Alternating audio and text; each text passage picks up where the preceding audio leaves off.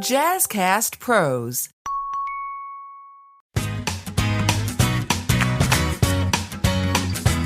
Welcome to the Doze Podcast, where we rethink everything you thought you knew about sleep. My name is Soda Kuczkowski.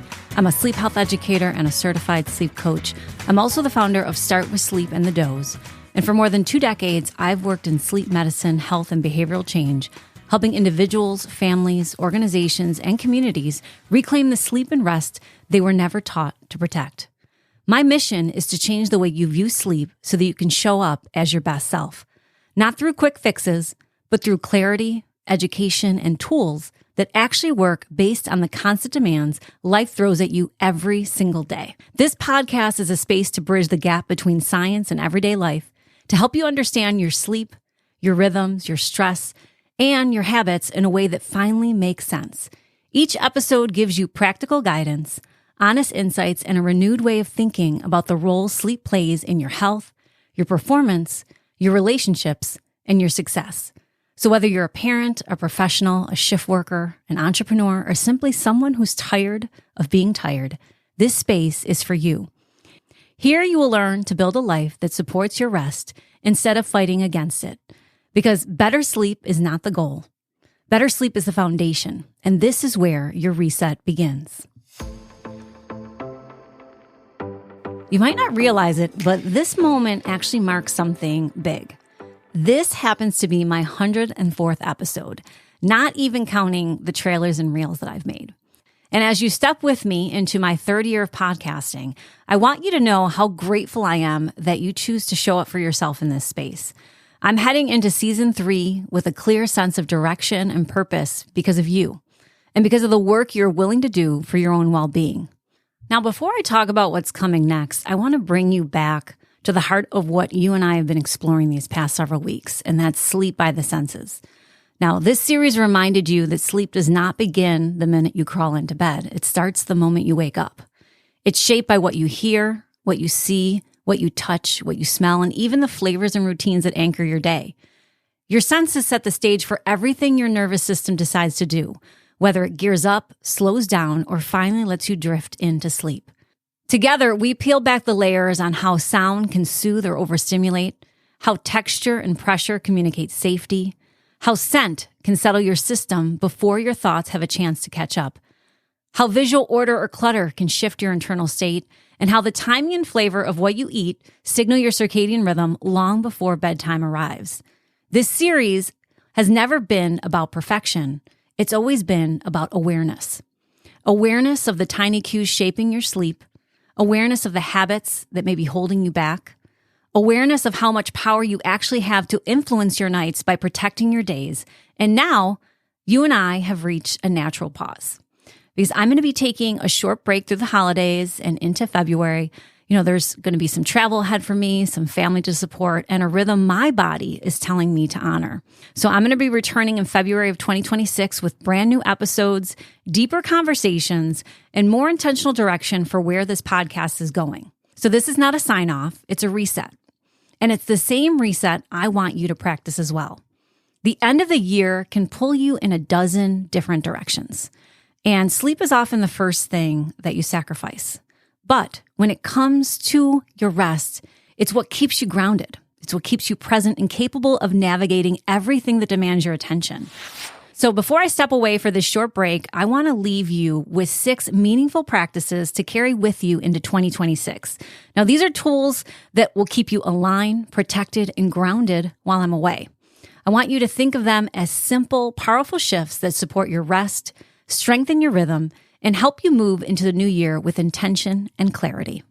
Now, the first is a 2-minute sensory reset practice, and you can use this anytime that your body feels tight, scattered, or perhaps overstimulated. What I want you to do is notice one thing that you can see. Notice one thing that you can hear, one thing that you can feel, and then I want you to take one slow, intentional breath. This is the fastest way to signal safety to your nervous system in real time. The next is a daily rest intention, and this is about choosing one micro commitment each morning. whether it's to protect your bedtime by 20 minutes, whether it's stepping into morning light for those 5 minutes. We know how important light regulation is. Getting in that first 10 to 15 minutes, again at the noon hour, and then limiting any artificial blue light at night. Perhaps setting a caffeine cutoff that respects your sleep, because we know that when we have caffeine in our system, it reduces deep sleep by 20%. And the last is to slow down your evening transition. These small intentions will carry you into the new year with more steadiness than you realize. The next is to choose your one sense to strengthen. So if you've been listening with me, or if you haven't gone through the Sleep by the Senses series, then I would suggest that you go back and listen to the last 6 episodes. But with this particular practice, you're going to ask yourself, which sense needs the most attention right now? When it comes to sight, I want you to clear one visual hotspot in your home. For sound, I want you to use calming audio or embrace silence when you need grounding. Touch, upgrade one comfort item that helps your body to relax, perhaps asking for that grounding blanket for Christmas. Smell, anchoring your wind down routine with a calming scent. This might be a great time to introduce essential oils or more natural products into the home rather than using, synthetic fragrance products or candles that can emit different toxins into the air. And the last is taste. Steady your sleep with consistent meal timing. Just pick one and practice it through the holidays, into January. The shift will show up in your sleep. The next is to commit to one non-negotiable rest ritual. Now, I don't want you to think about this as a resolution. I know we're entering the new year, but this is more a promise to yourself. Choose the ritual that speaks to the life you want to feel, not just the one you think you should do. This might look like perhaps reading before bed instead of scrolling, letting your mind land softly instead of spinning.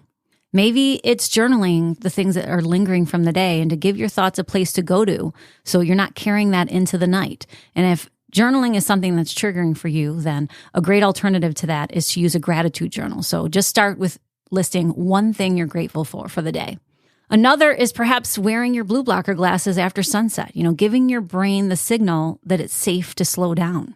Maybe it's keeping your bedroom cool and creating a space that supports your biology instead of working against it. If you take the time to prepare your space, then when you're ready for sleep, it will be ready for you. And I'll drop the link for my Set It and Forget It, setting up your sleep space for sleep success below. Maybe it's reclaiming a soothing morning routine that sets your rhythm before the world demands anything from you. And this might look like taking pause before you pick up your phone, thinking to yourself, what is it that I want to look at? And is it important? And perhaps maybe getting up in the bed, sitting up, stretching, perhaps going to the window, getting that glass of water, and really giving yourself at least, 5 to 10 minutes before you start engaging with technology for the day. But whatever you choose, let this be the one thing you protect about your sleep. The next is a simple reflection prompt. I want you to ask yourself, where in my life have I been pushing through when I really needed a pause? Sit with that question for a moment, not to judge yourself, but to notice the places where your body has been whispering for rest while your mind kept moving anyway. It might show up in the way you rush your mornings, the way you perhaps collapse at night, or the way you override your own signals because life feels too full to slow down. The truth is, the places you pause are often the places you heal. And when you finally acknowledge where you've been pushing past your limits, you give yourself permission to create a different rhythm, one that supports you instead of draining you. So let this question guide you into the new year, because the answer has the power to reshape how you show up, how you make decisions, and how you protect your energy moving forward. And the last, I believe, may be just the most important, which is the permission to allow yourself to rest without guilt. Because rest is productive. Rest is restorative. Rest is necessary, and you deserve to see it as a way to show up better, not a sign of falling behind. As we move toward the end of the year, I want to thank you for choosing to be part of this community. I want to thank you for prioritizing your sleep, and thank you for choosing yourself one night, one habit, and one small step at a time. Now, I'm going to see you in February with new episodes, deeper guidance, and a renewed commitment to helping you reclaim your rhythm. But until then, I want you to take care of your senses, take care of your sleep, and most of all, take care of yourself.